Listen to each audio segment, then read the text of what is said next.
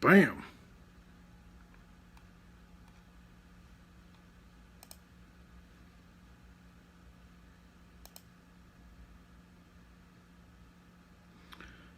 What's up, folks? I'm going to give you guys a couple of seconds to jump on while I share this to a couple other pages.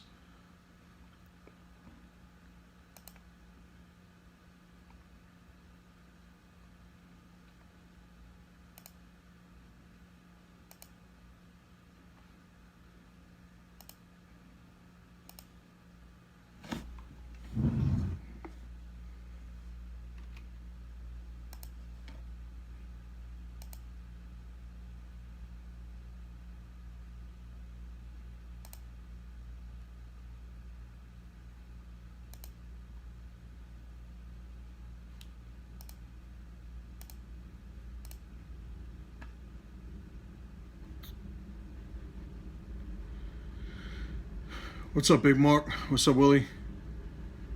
All right, while you guys start jumping on, a couple of announcements.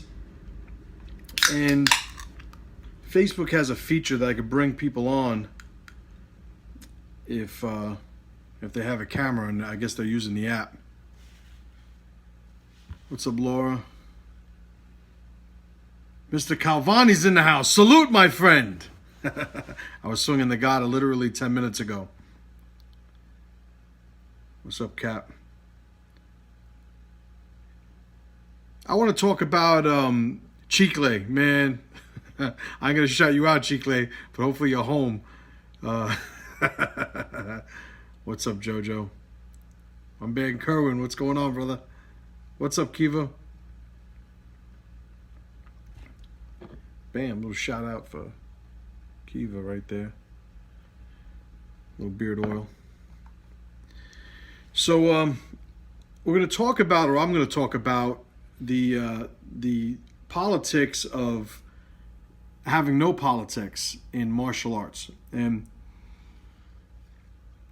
obviously it's something I've seen running rampant in Brazilian Jiu-Jitsu, but it's all over martial arts. And what I'm exactly talking about is this idea of, in my school, in my academy, we're a no politics environment, okay? There are three types of people that claim to be not about politics. Politicians, right? Because politicians stand for what's right.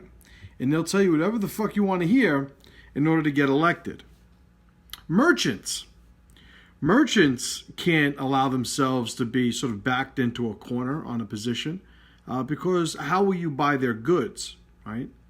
And lastly, prostitutes, whores, people who, no matter what you want them to stand for, they'll stand for it for the right amount of money. They'll lay down for it for the right amount of money. They'll bend over something for the right amount of money. Those are the three people that, sort of propagate this type of bullshit. There's no politics. We're a politic-free zone. Well, let me tell you what's political. Having a standard is political. Having a personal standard, saying, well, at this point, I am going to go this way, whereas the masses may very well go this way. Well, this is political in nature because you are saying that this is a decision that's based on the collective position of a crowd, the collective position of a group, a society, but it is inherently a political position. This whole idea of having a personal standard, right, or standards. In the martial arts, what we see is you see people who think somehow it is moral, ethical, preferable, effective to have this environment where there is no loyalty to one given tribe, right? The tribe could be a flag. It could be a team. It could be an instructor. Any and all of the above. It could just be, a group of teammates, right? The whole problem with this is if you look at what exactly martial arts is. Like, I practice martial arts for one main reason. I get a whole slew of ancillary benefits aside from this main reason. But the main reason I train martial arts is to train myself to become more lethal, to become better at things that will allow me to do violence to other people. That's what martial arts are. I know that there are certain schools and instructors that use the term martial science. You know, I got to tell you, I really like the idea of calling it martial science instead of martial arts. But, you know, if you're running an SEO campaign on your website, martial science isn't what people are Googling, right? So as a school owner, I am inherently forced to play the game to a certain level. Now, the problem is when we're talking about now maintaining an environment whereby there is this zero politics, there comes a point where you are now choosing to invest your energy into a given room, right? Obviously I'm a jiu-jitsu guy, you know, at heart, right? So let's stick with Brazilian jiu-jitsu for now to sort of flesh out some of these ideas. So if you have a group of people, or let's just say an individual who trains at school A, and they're at school A 5 days a week, and they're at school B 2 days a week. Well, I've heard Rickson explain before, and it's always, you know, somewhat disgusting to me when you have a guy like Rickson who makes a video and you have all these new generation jiu-jitsu practitioners, you know, talking shit online to Rickson Gracie. You know, call me old school, call me loyal, call me, you know, respectful. You know, I don't talk shit to people like that publicly, even if I disagree with them. If it was something that I really felt that I needed to square away with the individual, I would pursue some sort of discourse privately, but I'm not about to start calling out Rickson Gracie. But anyway, I recall seeing a video where Rickson Gracie is talking about what I would say is the first issue in jiu-jitsu when you talk about this whole no politics bullshit. The idea of teams. Well, if you are training 5 days a week with school A and 2 days a week with school B, well, what happens with the guy that is training in school A with you is competing against the guy in school B that's training with you? Where are you on that? Are you hoping for, you know, the guy from school A to win because you spend 5 days a week with him, and you only spend 2 days a week with the guy from school B? You know, is it that formula that's supposed to be used? Is it the neutral formula? Well, I just hope the best man wins.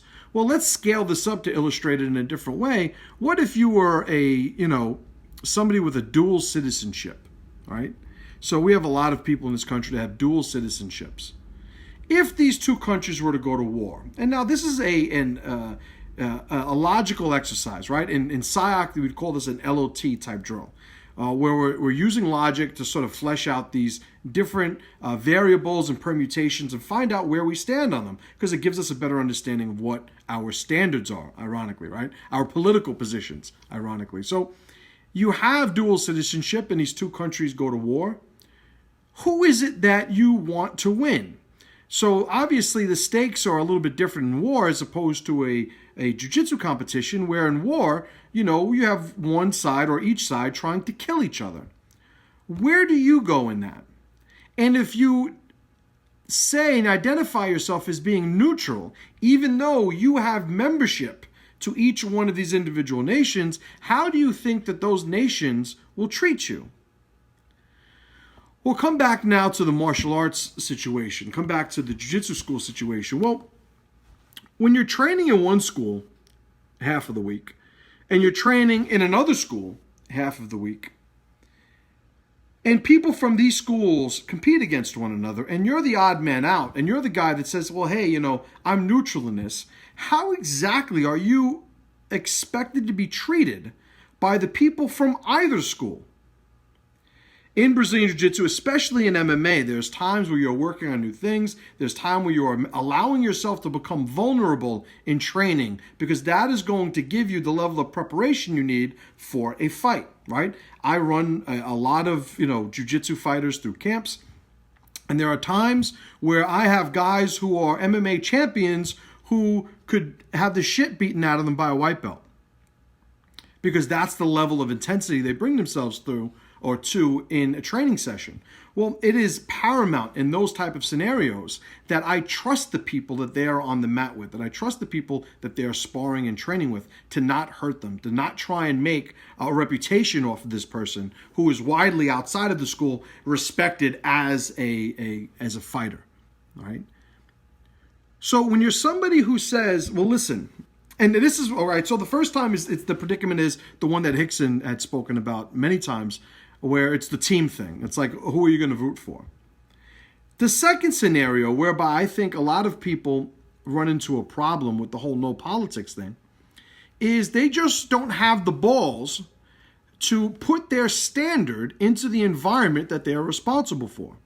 They do not have the courage. They do not have the grit. They do not maybe even have the character to do this. They just want everybody to get along. They just want everybody to just train the way they want to train. And for all intents and purposes, nothing inherently wrong with that. The problem, however, though, is that some of these people run schools. Some of these people run businesses. Some of these people want a level of loyalty that is just based on some monetary motivation. So you have these people that don't have the balls to sort of run the room that's based on loyalty, to run the room that's based on tribe, to run the room that's based on team. But they want somehow then to sort of apply some obligation because of the finances that they're relying on, right? So it's a precarious situation to run a school. When you are trying to run a tribe, a close-knit group of people who are becoming more, who are becoming better, who are climbing their ladders, while also running a profitable business that in my case provides for my family. So I am constantly trying to find ways to create these ladders in my school whereby when the people come in, they're getting what they pay for. They're getting the experience that they're investing in, the one that they've been exposed to some extent and they've committed to financially. They're getting that. My expectations of them, though, are just almost as a merchant at that level. At that level, I don't care what you do. I understand that if you're training at my school and then training at another school the next day, well, I'm taking your money. I don't have the right to tell you where to go. This is America, right? America, fuck yeah, and all that. Freedom. But then what happens is inside the school, inside my school at least, there is a ladder. And the ladder starts to create different levels of commitment, different levels of intensity, different levels of camaraderie, of brotherhood. We're doing things that require the other people in the room more and more as that intensity grows, to the point where when you have somebody training in the highest level rooms that I have, skipping out a day to go and train someplace else because it's going to better their development, it makes me and everybody else in the school just rethink who this person is to us. We don't call him a scumbag or a traitor or all of these different things. You know, it has nothing to do with any of that. It just has us assessing where it is that people fall on the expectations list, right? The priority of obligations, in a way. It's what is it that I'm going to expect of this person when at a certain level of intensity do I expect people to bail, right? So I've had people who I've trained who have been in the tightest rooms, putting in the most effort, that just got to the point where they discovered they didn't like it anymore. And they bailed. That's fine. If it's time to go, it's time to go. Oh, but I don't want you to think badly about me. Well, it shouldn't matter what we think about you. You're bailing. You know, like you're leaving, and what we think is irrelevant. You know, you have the right to do whatever you got to do.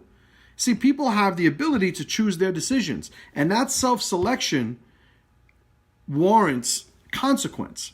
And the consequence plays out a bunch of different ways. So you have the schools that are like, hey, no politics.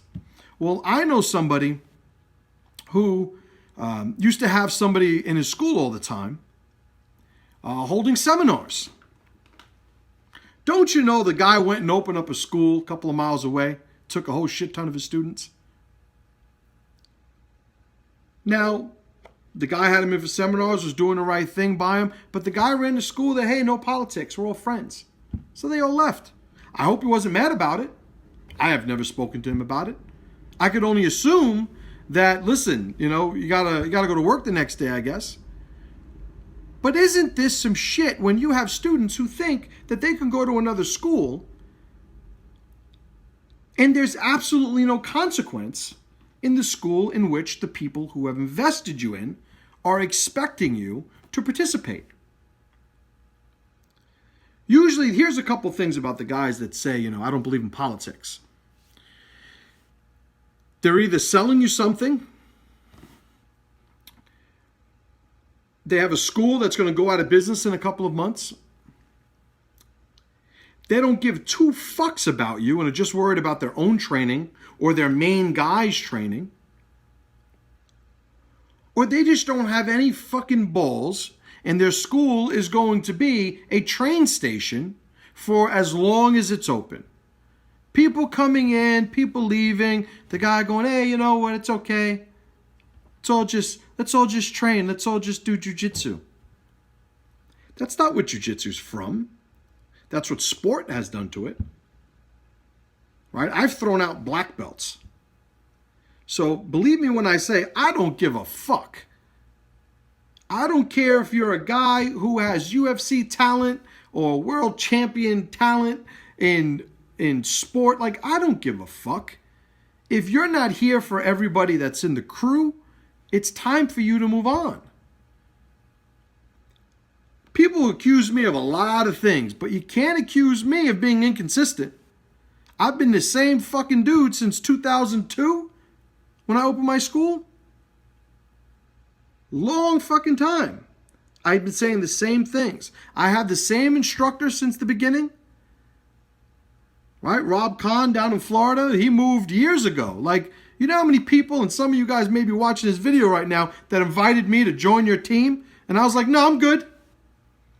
I remember one time being at a Grappler's Quest in like 2004, 2005. I had a Brazilian come up to me, nice guy, and say, hey, I'm not going to do the bad Brazilian accent, all right?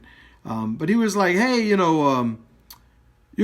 a, I think I was a purple belt at the time.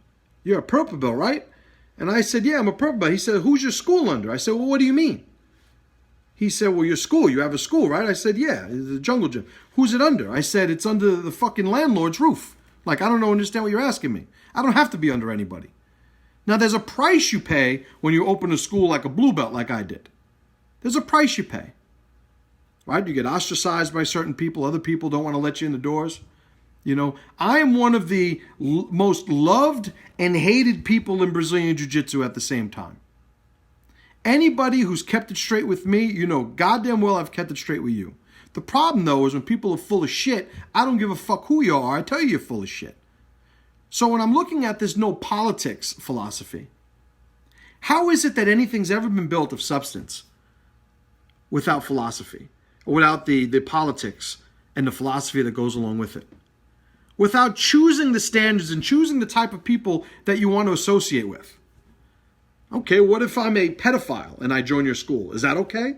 Because I see a lot of people, a lot of the no politics people, flipping out about, fucking sex offenders. They want this guy strung up in the public square. And hey, I'm all about it. But I also am a very political school. I make decisions on who I want around my school. I make decisions on who I want to invest my time in. I make these decisions constantly. I put them out there. Everybody knows it. When something goes on with the student where they're no longer a member of the school, I bring all the senior guys together and I tell them everything that happened. And I want feedback from them. Let me know what you guys think. And some of them give it to me. Some of them are like, well, you went in a little hard on him. And then I say, well, this is why I did it. And, we get to a point where everybody's on the same page. Ultimately, it's my fucking ship. If you don't want to go where this ship's taking you, get the fuck off. But the guys that are part of it know that you can ask me anything and I'm going to do it for you. You can call me anytime and I will fucking get to you. That's what my loyalty brings. I'm not using you to pay my bills, to become sycophants, to just worship me and tell me how awesome I am. And, I've had plenty of people, over the years try to join my school from other schools. Usually it's the MMA world, because the jiu-jitsu guys, nobody leaves a sport jiu-jitsu school to come to my school to be a better jiu-jitsu competitor. I mean, I tell them, stay where the fuck you are. The pajamas have their place, but I'm here, I'm teaching people how to fucking fight. Like, I don't care about the trinkets. So very rarely does that happen. But in the MMA world, yeah, my guys, they throw the beating on a lot of people a lot of times. Well, it's par for the course, I think, that people see that and they find themselves, that they're in a bad situation, and they jump ship and they come to me and like, hey, yeah, I'm ready to join your team. I have experience. Some of them have even had winning records, and and the first thing I tell them is, how come you left your instructor? Well, he was holding me back. He was holding me. It's like, yeah, well, you know what? Find some place that is willing to take a fucking traitor like you. I've had people come to me and, their instructor gave them the blessing to come and train with me. Because maybe it was the opposite. Maybe the guy was a sport guy and this guy wanted to do MMA, and they were like, you know what, go see Chim at the Jungle Gym. And they've given me a call, and they've come and productive members of the school. But the thing is, this whole no politics bullshit is based on people not willing, not capable, not even conscious of installing and maintaining the standards that allow tribes to form. You take anybody from a traditional martial arts school, in my opinion, you take the karate guys, you take the kung fu guys, the taekwondo guys, I will take them as entry-level jiu-jitsu students any day of the week. Why? They're hardworking, they're humble, they're loyal as fuck, they're tough as shit, indomitable spirit, right? They all have the indomitable spirit. But you get to the point where you ask yourself, well, what is it we're trying to accomplish here? What is it that we're trying to accomplish? Some guys, I want to train with the best guy around. If you want to train with the best sport guy around, Marcelo Garcia is the best guy on the planet. Go to Manhattan, train with him. I had a student who left my school, went to train at Marcelo's, and he left there. And I remember seeing him, and he and I were cool. And I asked him, what the fuck do you leave there for? I thought you wanted to be a fucking sport guy and everything. They didn't really, nobody really knew my name. I was there for a couple of years, and, nobody really cared about my training. And, you mean you wanted people to give a fuck about you? Is that what you wanted? I've had students call me 2 a.m. before, years ago. I'm much more responsible now. But I remember having a couple of students on different occasions calling me 2, 3 a.m. I'm at a restaurant. I got a bunch of guys waiting for me outside. I'm in my car. I'm there.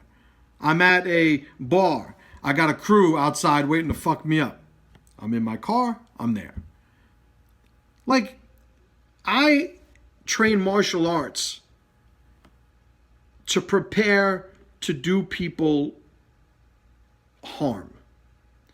Martial arts, in its primary mission for me, is to become more effective at doing violence.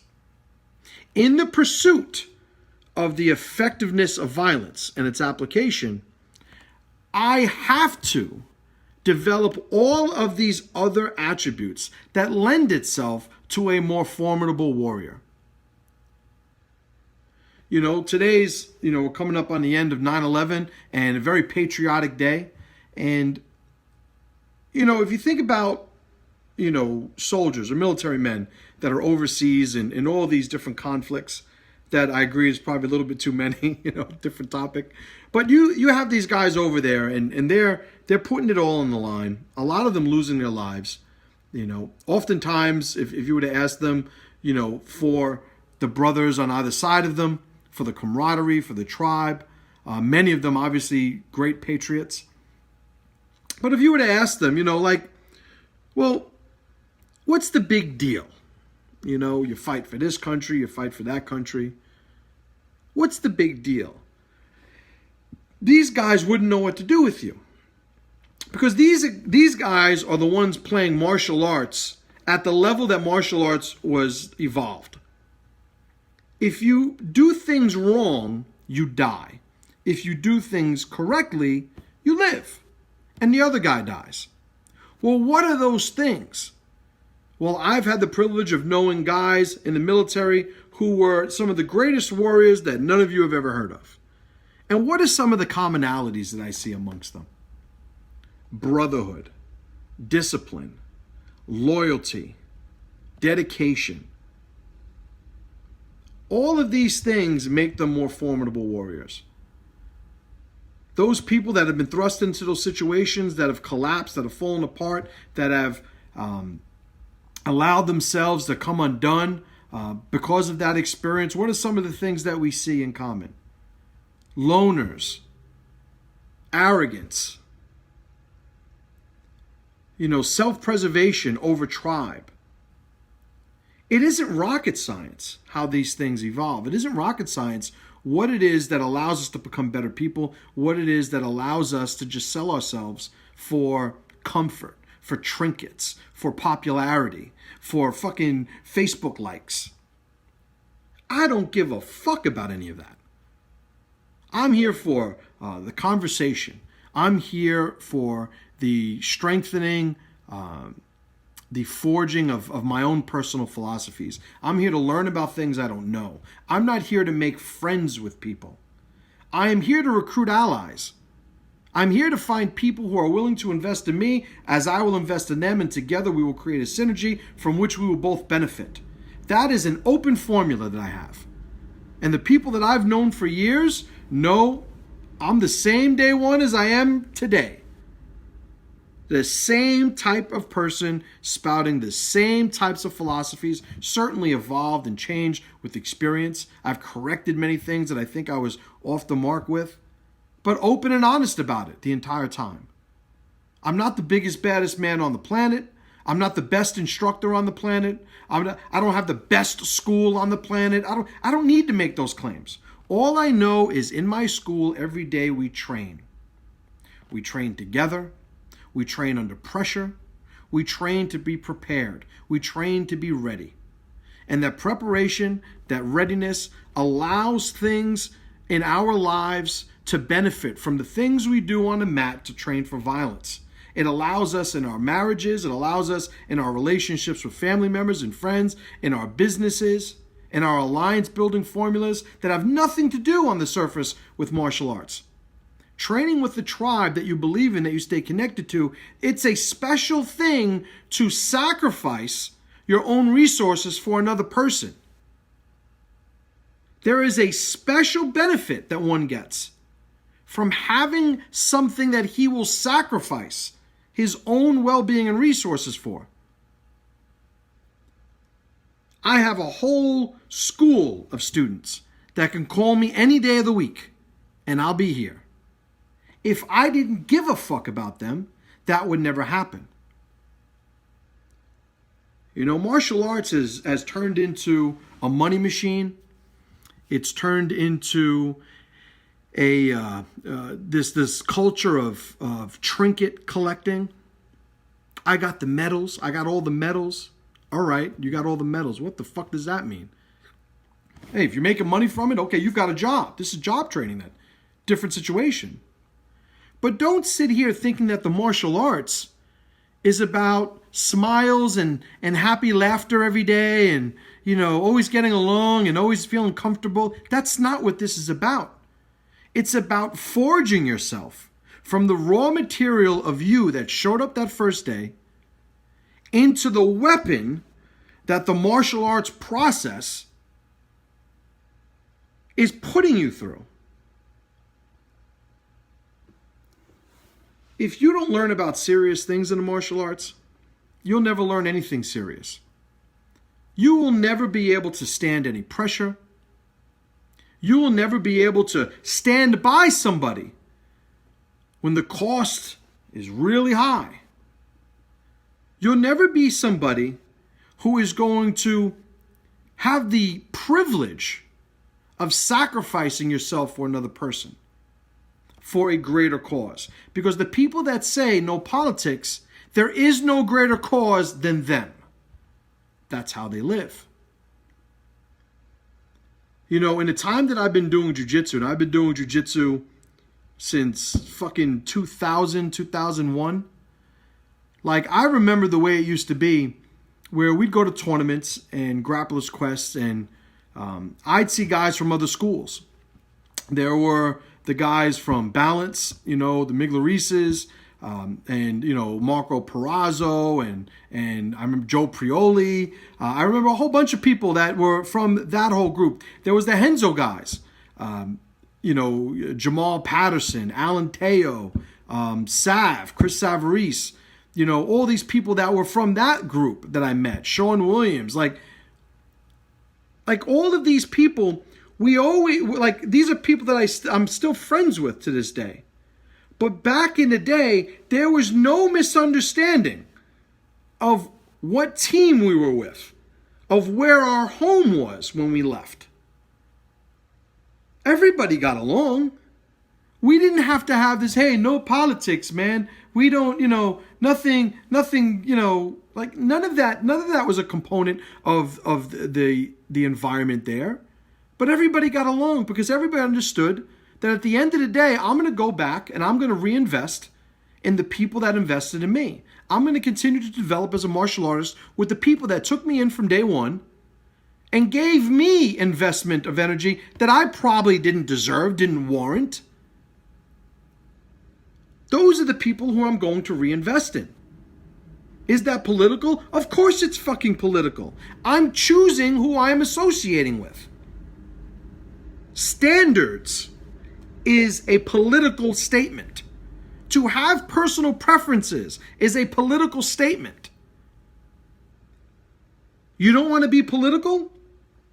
You better be a whore, you better be a merchant, or you better be a politician, because the politicians will tell you all day long they're not about politics, right? Because all they want is for you to like them. All they want is what I call the in-tribe benefits of your group, without paying the in-tribe obligations, without paying the in-tribe cost. I have no problem with people that come to me and say, listen, I want to join your school, I want to train with you, but I also train here. I'm probably going to develop a little bit more of a conversation, and it might wind up with me going, you know what, you're probably better off there. I appreciate you being honest with me. We shake hands and we're cool.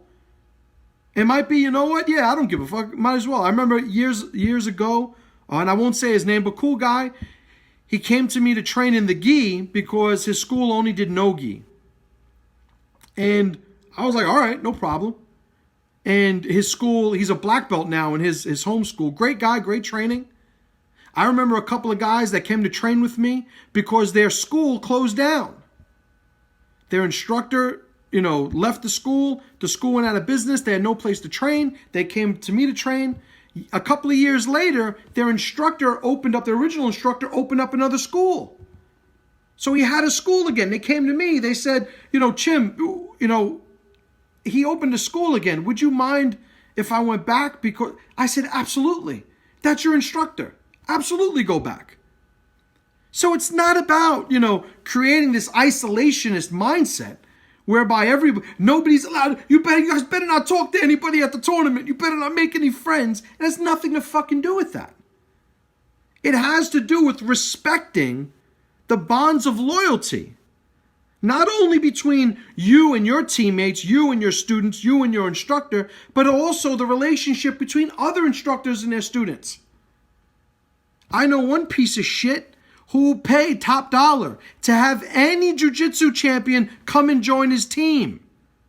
He's a piece of shit for it.